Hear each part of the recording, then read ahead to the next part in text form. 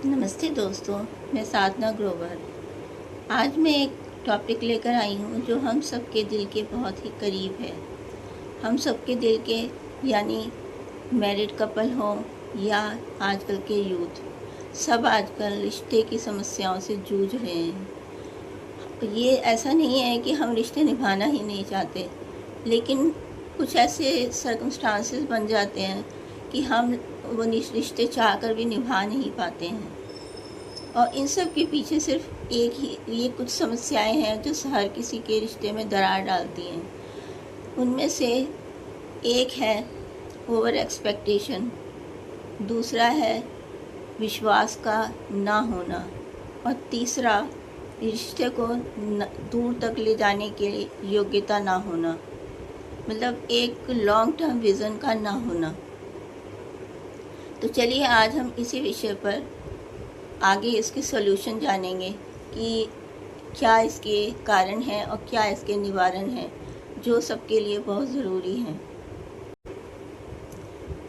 जो first problem है वो है ओवर एक्सपेक्टेशन। कपल हमेशा ही चाहते हैं कि सामने वाले का ध्यान और अटेंशन सिर्फ उसी की तरफ हो, और वो सिर्फ उसी की केयर करे और किसी से उसका ध्यान ना जाए। तो ऐसा पॉसिबल नहीं होता है। ये लाइफ है, कोई ये ऐसा नहीं है कि ये कोई फिल्म है। अगर आप फिल्मी ज़िंदगी चाहते हो कि जैसे फिल्म में बस हीरो हीरोइन आपस में एक दूसरे की तरफ ही ध्यान रखते हैं, वो करते हैं, तो ये लाइफ है, ये फिल्म नहीं है। क्योंकि सामने वाले को काम भी करना पड़ता है, वर्कलोड होता है, स्ट्रेस होता है। तो वो सिर्फ इतना ही नहीं है कि वो सामने वाले का ध्यान रखेगा, और अगर वो मान लो अटेंशन नहीं दे रहा है तो उसका ये मतलब कदापि नहीं है कि वो आपको प्यार नहीं करता। प्यार अपनी जगह है और काम अपनी जगह। तो सब चीज़ों में बैलेंस मिलाकर चलना बहुत ज़रूरी है। दूसरा है कम्युनिकेशन गैप।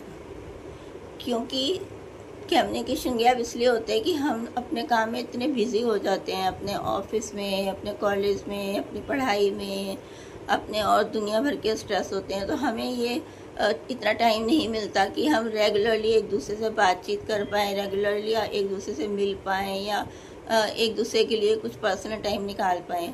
तो इससे क्या होता है, दूरियां बढ़ती हैं, एक दूसरे के प्रति समझ कम होती है, समझ डेवलप ही नहीं होती। तो इसलिए कम्युनिकेशन गैप नहीं लाना चाहिए बीच में, चाहे कुछ भी हो जाए। आपस में डेली कम से कम 10 मिनट का टाइम एक दूसरे के लिए ज़रूर निकालना चाहिए, चाहे वो फ़ोन पर हो चाहे पर्सनल हो। तो उससे अंडरस्टैंडिंग बढ़ती है, एक दूसरे के प्रति लगाव बढ़ता है, और समझ पैदा होती है कि भाई ये सामने वाला क्या कर रहा है। ट्रांसपेरेंसी होना बहुत ज़रूरी है रिश्तों में। अगर हम बात ही नहीं करेंगे और लंबे टाइम तक गायब रहेंगे, चीज़ें छुपाएंगे, या मतलब सामने वाले को लगेगा पता नहीं मेरी कोई इम्पोर्टेंस है भी कि नहीं इसकी लाइफ में, ना ये टाइम देता है, कुछ कुछ छुपाता रहता है, या तो इस तरीके की सिचुएशन ना रिश्ते में दरार डाल देती है, जो कि बिल्कुल भी नहीं होना चाहिए, चाहे मैरिड कपल हो चाहे वो यूथ हो।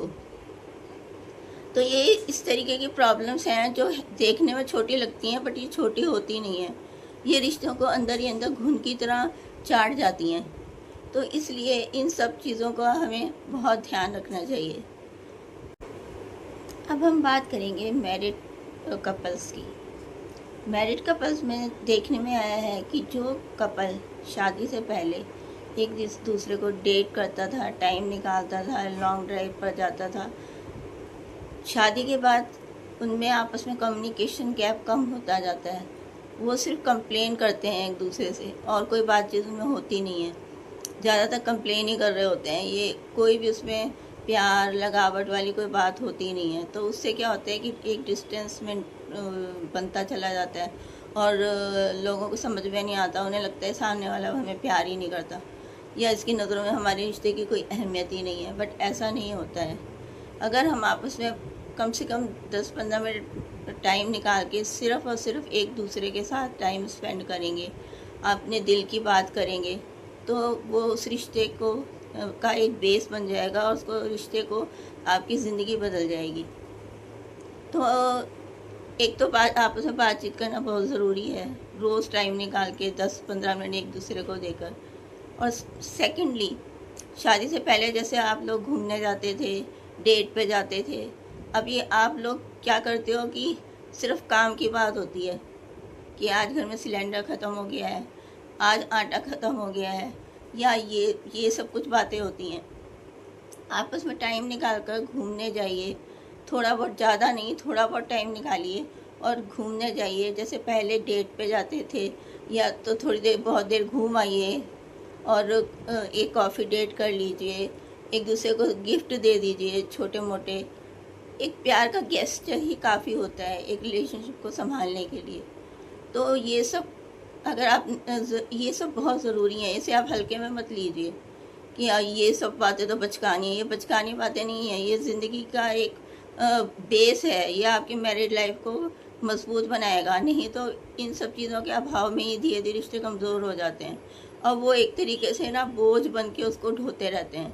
तो अपने रिश्तों को ना बोझ मत बनने दीजिए, उनको ना आप एक रोमांस उसका कायम रखिए, अपनी ज़िंदगी का रोमांस कायम रखिए, उसको ख़त्म मत होने दीजिए अपनी ज़िंदगी से। एक दूसरे की थोड़ी सी तारीफ़ कर दी, कॉम्प्लीमेंट दे दिया, मुस्कुरा के देख लिया, छोटी सी डेट पे चले गए, तो ये सब चीज़ें ना बहुत महत्व रखती हैं। तो आप इनको अपनी ज़िंदगी में ज़रूर शामिल कीजिए। इसके बाद आते हैं ट्रस्ट इश्यूज़। बहुत बार ऐसा होता है कि हम एक दूसरे पर विश्वास ही नहीं कर पाते हैं। हमें लगता है पता नहीं हस्बैंड रोज़ लेट क्यों आ रहे हैं, पता नहीं अब ये किससे फ़ोन पे बातें कर रहे हैं, और ये इतनी देर तक ऑफिस में रहते हैं फिर आके फ़ोन पे बातें करते हैं, मेरी तरफ तो उनका ध्यान ही नहीं है। और ये बात कुछ हद तक ठीक भी है कि हस्बैंड को ये भी अपनी वाइफ की तरफ अटेंशन देनी चाहिए। ऑफिस की टेंशन लेके घर पे ना आएँ, घर का स्ट्रेस लेके ऑफिस ना जाएं, और जब ऑफिस से घर आते हैं तो वाइफ को पूरा समय दीजिए, साथ उसके साथ मिल के घर के कामों में उसको सपोर्ट कीजिए, और कुछ नहीं तो उसके साथ मिल के डाइनिंग टेबल पे खाना लगवाइए, थोड़ा सा मुस्कुरा के उसकी तारीफ़ कर दीजिए कि आज तो खाना बहुत अच्छा बना है, या फिर आज तो आप बहुत अच्छी लग रही हो। तो इन सब बातों में आपको कुछ नहीं जाता है, लेकिन ये आपके रिश्ते को मजबूत कर देता है। तो सोचिए ज़रा, चाहे यूथ हो या मैरिड कपल, रिश्तों के लिए 3 चीज़ों का होना बहुत ज़रूरी है। पहला, जैसे मैंने अभी बताया, कम्युनिकेशन का होना, बोलिए, चुप मत रहिए। सेकंड है ट्रस्ट, सामने वाले पर ट्रस्ट करिए। अगर आपकी नींव ही कमज़ोर होगी तो उस पर आपका रिलेशन कैसे खड़ा होगा। तीसरा, जिस प्रकार प्लांट्स को नर्चरिंग की ज़रूरत होती है, पानी की ज़रूरत होती है, उसी तरह हमारे रिश्तों को रोज़ केयर की ज़रूरत होती है। आपको अपने रिश्तों को संभालने के लिए थोड़ा बहुत प्रयास रोज़ ही करना होगा, चाहे वो एक स्माइल हो, चाहे वो एक हल्का सा गेस्चर हो बस, लेकिन इससे आपके रिलेशन फ्रेश रहते हैं। तो दोस्तों, आज का टॉपिक, मेरे को लगा कि आजकल के टाइम में ये रिलेशनशिप इश्यूज बहुत ज़्यादा हो रहे हैं, तो इसलिए मैंने आपके सामने ये वीडियो बनाया। तो आशा करती हूँ कि आपको ये वीडियो पसंद आया होगा। फ्रेंड्स, याद रखो, रिलेशनशिप निभाना मुश्किल है, तोड़ना बहुत आसान है, लेकिन ये सिर्फ दर्द और पेन के अलावा कुछ नहीं देता। इसलिए आप एक बात याद रखिए, कोई भी परफेक्ट पार्टनर नहीं होता है, बल्कि आपस की अंडरस्टैंडिंग से हम एक दूसरे को परफेक्ट पार्टनर बना सकते हैं, अपने रिलेशन को परफेक्ट कर सकते हैं। तो आपका और ज़रा समय ना लेते हुए मैं इस कम्युनिकेशन को यहीं पर ही एंड करती हूँ। बस आपसे एक अनुरोध है कि इस वीडियो को आप ज़्यादा से ज़्यादा लाइक, शेयर और सब्सक्राइब करिए, ताकि हो सकता है कि ये किसी के काम आए, किसी की ज़िंदगी बदल पाए। और आप भी मुझे कमेंट में बताइए कि क्या आप भी कभी किसी रिलेशनशिप इशू से रूबरू हुए हैं या हो रहे हैं, या आप किसी और टॉपिक के ऊपर वीडियो चाहते हैं, तो आप मुझे बताइए। तब तक के लिए नमस्कार, खुश रहिए, हंसते रहिए और यूं ही मुस्कुराते रहिए, और अपनों का ध्यान रखिए, अपना ध्यान रखिए।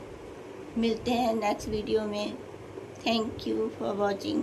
बाय।